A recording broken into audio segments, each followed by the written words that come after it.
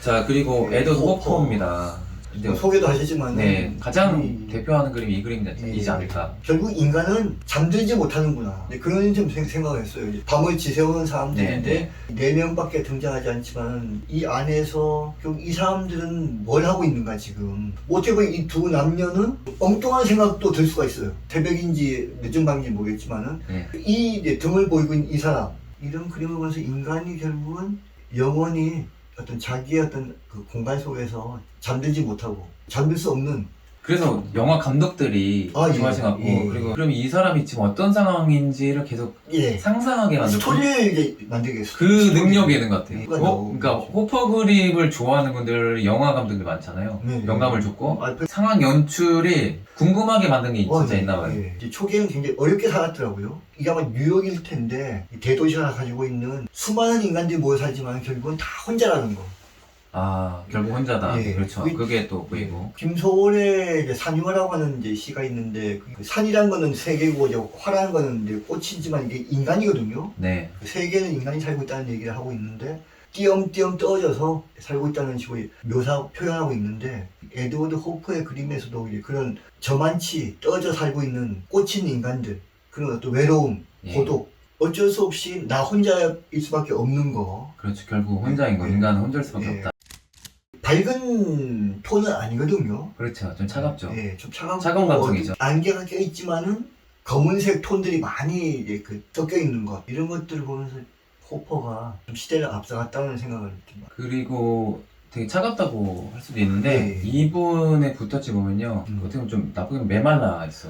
그러니까 이게 건조해요. 보통 화가들의 그 따뜻함이 없어요. 따뜻함이 개성이 느껴지려면 터치가 인상 화가들처럼 뭐 이렇게 과감한 그런 게 있었던 게 보통이었는데, 의도인지 모르겠지만 물론 디자인을 해서 그런지 모르겠어요. 상업 디자인 하셨으니까 오래 했더라고요. 그 개성이 다 사라져 있어요. 제가 이전에도 말씀드렸는데 터치가 없습니다. 거의 밋밋하게 민자로 미는데 그런 것들을 배제하다 보니까 이게 합쳐져서 결국에 호퍼의 아이덴티티를 만드는 것 같고, 컴퓨터에 그래픽한 것 같은 느낌도 들겠네요. 이게. 정초인 님이 이게 호퍼의 색이 마치 로스코의 단색화보는 듯한 느낌도 있다고. 진짜 그런 것 같기도 하네요. 진짜 영향을 줬다고 하긴 하던데, 이게 어떻게 보면 이제 색깔이 다 비슷하거든요. 단조롭고 디테일 일부러 생략하고. 그러니까 다른 화가들 같았으면 이미 미완성이다, 뭐라도 묘사를 해야 되는데 거기 딱 멈추죠. 분위기가 되게 묘한. 제가 오징어 게임 때도 비유를 들었는데 세트장 같은 느낌.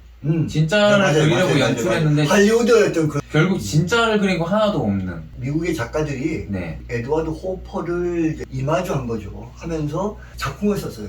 단편 위주인 것 같은데 한 10명의 작가들이 호퍼라고 하는 이 한 개인을 주제로 한, 또 소재로 한 자기만의 어떤 상상을 발휘하는 이제 그 작품들 써서 그걸 최고로 엮었더라고요. 아, 또 그런 게 있군요. 여기 나오면 이제 미국식 현실주의. 미국식 감성이죠. 미국의 작가들도 느낀 거라고 저는 생각합니다. 우리나라 사람만 할 수밖에 없는 그런 감성 있잖아요. 다른 외국 사람들이 느끼지 못한. 근데 이것도 우리가 미국 사람이 아니고 여기 뉴욕에 살지 못하니까 느끼지 못한 것도 분명히 있을 거라고 봅니다. 그러니까 미국인들이 더 공감할 수도 있는 거고. 근데 감성은 인류를 다 감싼다고 할까요? 유럽인들도 이걸 보면은 느낄 거예요. 우리나라 그림 애호가들도 호퍼를 좋아하는 분들이 되게 굉장히 많으시죠. 이런 그림을 그린 호퍼는 참 행복했을 겁니다. 그 많은 비평가들 묻잖아요. 항상 막 우울하게 고독한 그림 그리니까. 호퍼는 대답이 의외였어요. 기분 되게 좋을 때 그린다. 나 기분 항상 좋다. 좋을 때 항상 무슨 그림 그린다. 어떤 이제 평론가가 이거 되게 우울하게 해석한 거를, 아니다, 저거 우울한 여성 저게 아니라 지금 날씨 보고 빨래 할까 말까 고민한 거다. 그러니까 화가가 생각하는 의도한 거랑 받아들이는 게 전혀 다를 수도 있는 거고. 작품은 일단 작가를 따라하면은 자기 아니거든요. 그럴 수도 있고, 의도하지 않았으나 어쩔 수 없이 자신의 그 외로움이 작품에 녹아들을 수도 있고, 의도는 아니지만. 그리고 모든 예술의 퍼소나는 예술가 자신이거든요. 이 작품 하나만 해도 외꼴이 너무 그쵸. 각자가 다 상상할 수 있고 소설을 만들 수 있다고 봅니다. 이 사람은 새벽이 되면은 은행 털러 갈 사람인지 몰라요. 그렇습니다. 도둑일 수도 있고 탐정일 수도 있고 이 불륜 저지른 사람 감시하러 온 사람일 수도 있고, 여러 가지 이제 상상이 가능한. 이분은 지금 바라본 게 의도가 뭘까 생각하게 만들고.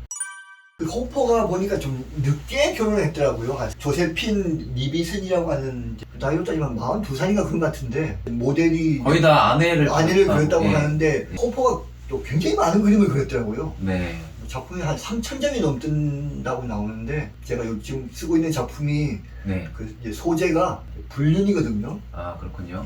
이 그림이 이 여자가 왜 침실에서 혼자 앉아 있을까? 그러니까 그런 뭔가 이제 불륜적인 만남을 기다리는 것이 있고, 뭐 그렇게 상상을 했다는 거죠. 오해하지 마십시오. 네. 제가 그 아니면 그렇게 생각할 수 보시는 있으니까요. 분들이, 일단은 그냥 전체적인 분위기가 쓸쓸해 네, 보인다. 인간의 외로움이죠. 네, 기다리는 것 같은데 뭘 요 종이는 뭘까를 네. 궁금하게 네. 만들죠. 네. 물론 나름의 힌트가 있긴 한데 그거를 모르는 게 저는 어. 좋다고 봐요. 이게 의미가 뭘까? 어떤 종일까? 글쎄 뭐 이제 이별의 편지일 수도 있겠죠. 그럴 수도 있고. 아니면 성경책이 아닐까 하는 생각도 좀 들어요. 아, 의지할 곳은 마지막 구원의 어떤 장소. 꼭 그게 뭐 종교적인 문제 떠나가지고서 미국이니까 성경인 거고 다른 데서는 뭐 불경도 되고 뭐 코란도 되는 거죠. 구원을 받고 싶은 건 나약함이니까. 줄리안님이 자가격리 중이라고. 자가격리. 호퍼 사회적 거리두기라고 이렇게 예전에 한번 말씀하셨죠. 예. 사회적 거리를 참, 이미 표현하고 있는 화가다. 맞네요. 자가격리하면 우울합니다. 그렇죠. 이 여자가 이 여자 표정이 돼요. 그리고 여기에 휴대폰이 나와야 돼요. 요즘은 감성은 휴대폰이 나오고 인스타 하고 있어요. 너무 심심하니까 그게 나와야 됩니다. 네. 보건소에 갖다 준 이제 키트를 같은 네. 거. 이제 자가격리 맞네요. 네, 자가격리를 그대로 표현한 걸로. 영화 제목 셜리의 모든 것. 네, 제가 이전에 언급한 적이 있는데 진짜로 포의 그림을 영화로 그대로 3D로 보는 듯한 느낌 훑어서 봤습니다. 저는 그 하는 스토리를 나름 만들었어요. 그게 영감을 준 거죠. 이런 색감도 참 저는 놀랍다고 생각해요. 약간 또 일관성도 있어요. 이거 아까부터 이 비슷한 색깔을 계속 쓰거든요. 녹색과 노란색, 하얀색 이게 원색들은 아니거든요. 그렇죠. 약간 좀 섞여 있죠. 예. 그려본 경험상 의도한 것보다는 습관적으로 나왔을 가능성도 있다고 봅니다. 습관이 안 바뀌거든 잘. 그러니까 뭔가 의도적으로 바꾸려고 하지 않는 이상은 자신의 스타일이 비슷하게 나올 가능성이 많죠. 그림. 저도 이 화가 좋아합니다. 원색적이에요. 이 그림은 그나마 비교적 좀 많이 이제 희석되어 있는데 투명할 수가 있구나. 이제 삼원색 위주로 색깔을 섞지도 않고 이제 이 그림은 좀 다르긴 합니다만은 유튜브에서 이제 그림을 이제 보다가 이 블라멩크라고 하는 화가를 알게 됐는데 네. 이게 컴퓨터 그래픽 같은 느낌도 들고 어떤 때는 새로운 발견이다. 후기 인상주의, 분할주의라고 쉐라, 폴신약이 많이 시도했던 이런 전면법 이분은 굵게 시도를 하는데 마티즈랑 잘 어울렸죠. 남프랑스 여행 가면서 같이 작업도 하고 서울 분명히 영향을 주고 받았을 거고 초창기 그림 보면 마티즈와 비슷한 것도 없지 않아 있습니다. 빈센트 반 고흐의 작품을 보고서 좀 이렇게 영향을 받았다고 하고 자기가 한 역할이 다양하더라고요. 소설도 쓰고 또 재능이 자전거 선수도 했고 또 음악가 배우도 했답니다. 탤런트가 많군요. 예, 이 야스파 쪽에 이제 가까운 사람이에요. 근데 이것보다 센 색깔이 더 많습니다. 특히 남프랑스 지중해 광선이 엄청 세잖아요. 그래서 화가들이 남프랑스를 되게 촌화했던 것 같기도 하고. 아무튼 저도 이 화가를 티센 고르네 미사 미술관에서 처음 접했거든요. 그림 되게 굵직하고 세다 생각을 했죠. 더 센 컬러 이런 컬러가 있죠. 또. 앙리 마티스인가요? 진짜 되게 비슷하죠. 그런 약간 느낌이 좀 드네요. 같이 어울리면 비슷해질 수밖에 없는 것 같습니다.